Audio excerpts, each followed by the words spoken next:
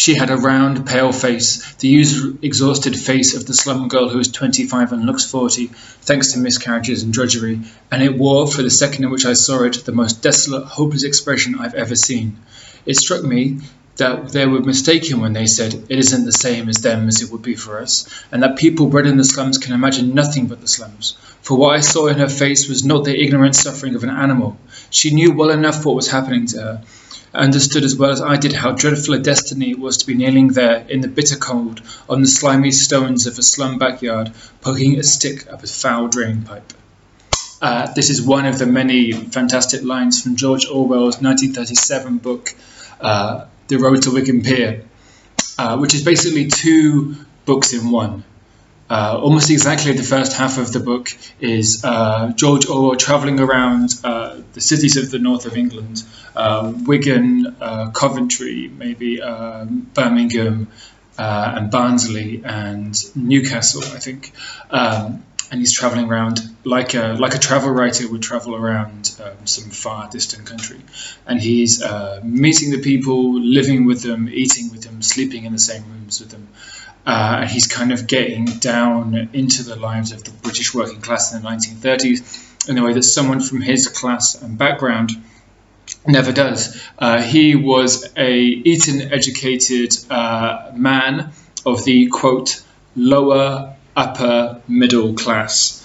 And he'd never seen this kind of deprivation in England before. His contemporaries had never seen it. The people who read his book had never seen it, because this is a book that's written for the middle class of that time. And it is very of the time. Something I'll come back to is how it's arguably aged badly, or at least it's very much of that moment. A lot of it doesn't really apply to later periods. So the first half is this kind of travelogue, which is mostly absolutely fascinating, and the second half is him writing about the position of socialism in 1936, and kind of different chapters about the state of socialism and where he thinks it should go. It's not really kind of a ranty fists in the air where, we need to overthrow the oppressor. It's more like someone saying, this is the state of socialism in England, and this is what we need to do, this is what we should do, this is the problems of it. He has a whole chapter dedicated to how socialism is full of the freaks and weirdos and of the time. The socialists, juice drinkers was a big one of his, vegetarians, yoga enthusiasts, sandal-wearing weirdos of his time, kind of the 1936 equivalent of kind of your hippies. Another chapter dedicated to how he doesn't like modern technology. It's a kind of curmudgeonly chapter about how he doesn't like modern technology.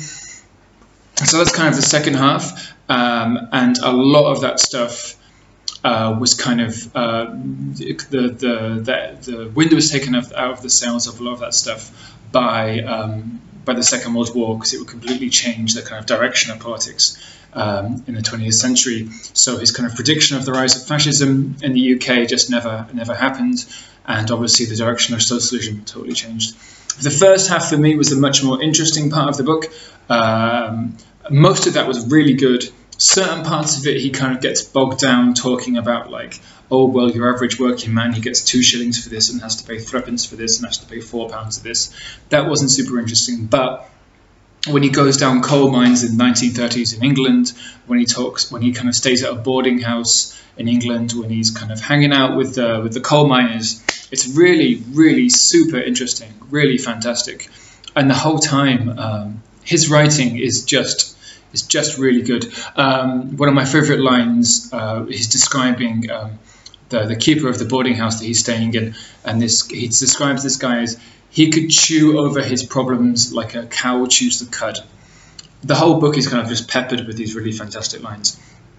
But it's very applicable to England and the class consciousness and the class obsession of England, especially in the 1930s. A lot of those are still applicable today, but it's especially applicable to the 1930s.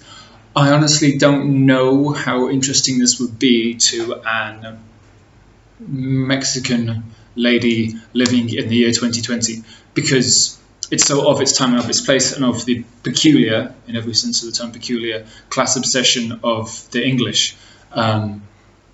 It's something that we still carry with us now, not to the extreme level of what England seemed to in the 1930s. The class hatred doesn't seem to exist as much as it does, although it still does to a certain extent. The kind of snobbery towards the working class, the dislike of the middle class and the upper class by the working class, a lot of these things don't exist as much as they used to, but they do still exist. And so it's interesting to read about that.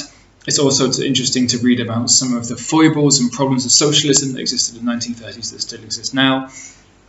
And it's just interesting to read about England, working class England in the 1930s, about how the kids just aren't interested in school because they just want to go and work in the mines, how enthusiastic they are to go and work in the mines.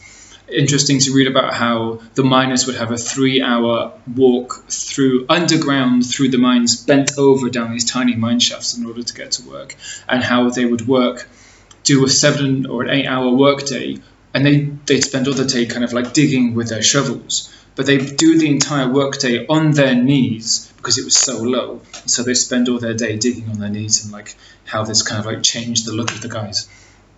So if that kind of thing interests you, if a travel log from 1930s working class Britain interests you, then I definitely recommend the first half of the book.